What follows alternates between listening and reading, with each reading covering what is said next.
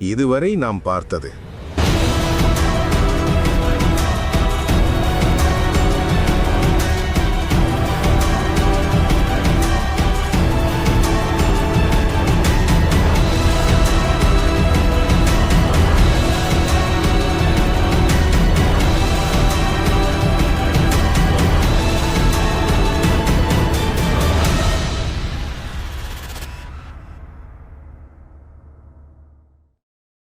இந்த வீடியோவில் நாம் காண இருப்பது, கௌசிகன் சவாலில் வெற்றி பெற்றானா இல்லை இந்திரனின் சூழ்ச்சியால் தோற்றானா என்பதை இந்த பாகத்தில் பார்க்கலாம்.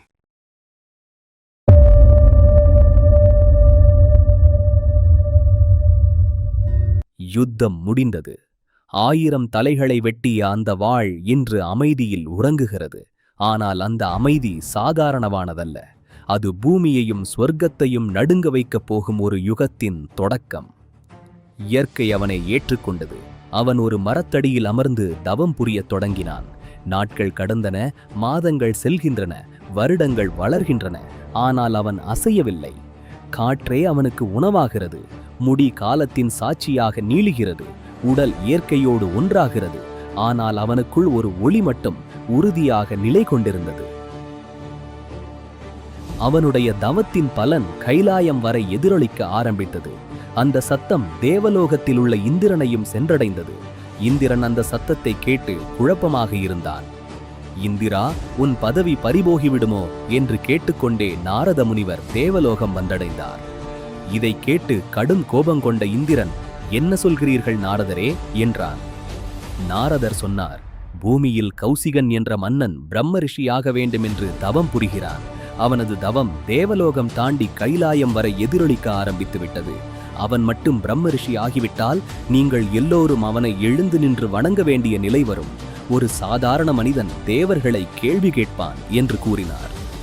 இதை கேட்ட இந்திரன் கௌசிகனின் தவத்தின் மீது பொறாமை கொண்டான். கோபமில்லை, அவன் விழிகள் சுருங்கிவிட்டன. கௌசிகனின் மீது அவனது பார்வை விரிகிறது. இவன் ஒரு சாதாரண மனிதன். இவன் பிரம்மரிஷி ஆகிவிட்டால் நான் அவனை வணங்க வேண்டிய நிலை வந்துவிடுமோ என்ற அச்சம் அவனுக்குள் முளைக்கிறது. இந்திரன் எழுந்து நிற்கிறான். நான் தேவர்களின் அரசன். என் இடியால் அசுரர்களையே அழித்தவன். ஆனால் இந்த தவத்தின் பிடி என்னையே அஞ்சி நடுங்க வைக்கிறது. இந்த தவம் தொடர்ந்தால் ஒரு நாள் நான் இந்திரன் இல்லை என்றாகிவிடுமோ என்கின்ற அவனது எண்ணம் கௌசிகனை இடையூறு செய்ய வைத்தது.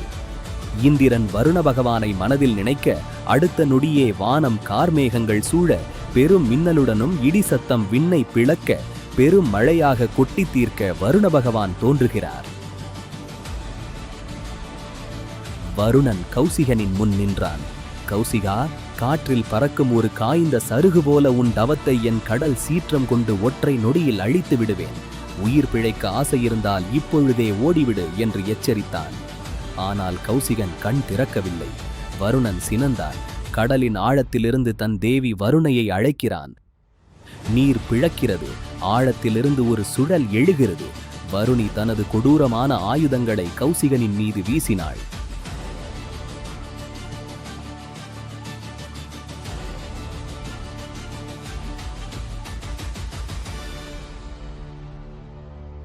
ஆனால் அற்புதம் நிகழ்ந்தது. அந்த கொலை ஆயுதங்கள் எல்லாம் கௌசிகனின் தவ வலிமையால் பூமாலையாக மாறி அவன் கழுத்தில் விழுந்தன. வருணி முற்றிலுமாக மறைந்தாள். கோபம் கொண்ட வருணன் நேரடியாக தாக்க முயன்று பேரலையாக பாய்ந்தான். ஆனால் அந்த பெருங்கடல் அரசன் கௌசிகனின் தவ வலிமையால் சுருங்கி ஒரு சிறிய கமண்டலமாக மாறி கௌசிகனின் காலடியில் வீழ்ந்தது. இதை கண்ட இந்திரன் அதிர்ச்சி அடைந்தான். இந்திரன் அடுத்ததாக அக்னியை அழைத்தான். அடுத்த நொடியே காடு சூடு ஏறியது. காற்று கொதிக்கிறது. பச்சிலைகள் சுருங்கின. மரங்கள் உள்ளுக்குள் உருகுகின்றன. செம்மஞ்சொழி காடு முழுவதும். ஆனால் அந்த நெருப்புக்குள்ளும் அமைதியாக தவம் புரிந்து கொண்டிருந்தான் கௌசிகன். பொறுமை இழந்த அக்னிதேவன் நேரடியாக தாக்க முயல்கிறான். வானத்தையே தொட்ட அந்த பெரும் தீப்பிழம்பு கௌசிகனை நெருங்கிய போது அவன் முன்னால் ஒரு சிறிய அக்னி குண்டமாக மாறி அடங்கியது. இதை பார்த்த இந்திரன் மீண்டும் பேலதிர்ச்சியில் உறைந்து போனான். நீர் தோற்றது, அக்னி தோற்றது. இந்திரனின் கடைசி நம்பிக்கை வாயு பகவான். வாயு, நீதான் என் கடைசி ஆயுதம். எப்படியாவது இவனின் தவத்தை கலைத்துவிடு என்று இந்திரன் கூறினான். காற்று சுழன்றடிக்கிறது. மரங்கள் ஒன்றோடொன்று மோதுகின்றன. புழுதி புயல் வானத்தையே மூடுகிறது. ஆனால் இந்த சூழலுக்குள்ளும் கௌசிகனின் மூச்சு மட்டும் அமைதியாக ஒலித்துக் கொண்டிருந்தது. கோபம் கொண்ட வாயு கௌசிகனை தாக்க முயன்றான். கௌசிகன் தன் கண்களை திறக்காமலேயே ஒரு ஆழ்ந்த மூச்சினை உள்ளிழுத்து விட்டான். அவ்வளவுதான், அந்த ஒரு மூச்சு காற்றில் ஒட்டுமொத்த சூறாவளியும் அடங்கிப் போனது. உலகையே புரட்டி போடும் வாயு பகவான் ஒரு சிறிய குடுவைக்குள் அடைக்கப்பட்டான். இந்திரன் அதிர்ந்து ஒன்றும் செய்ய முடியாதவனாய் போனான். வருணன் கமண்டலத்தில், அக்னி குண்டத்தில், வாயு குடுவையில் பஞ்சபூதங்களே சிறைபிடிக்கப்பட்டன. இதன் எதிரொலியாக பூமி முழுவதும் அழிவு ஆரம்பமானது.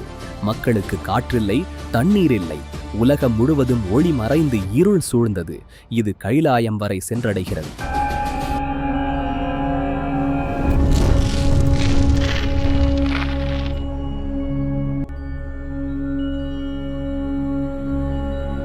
இதைக் கண்டு இந்திரன் அதிர்ச்சியடைந்தான்.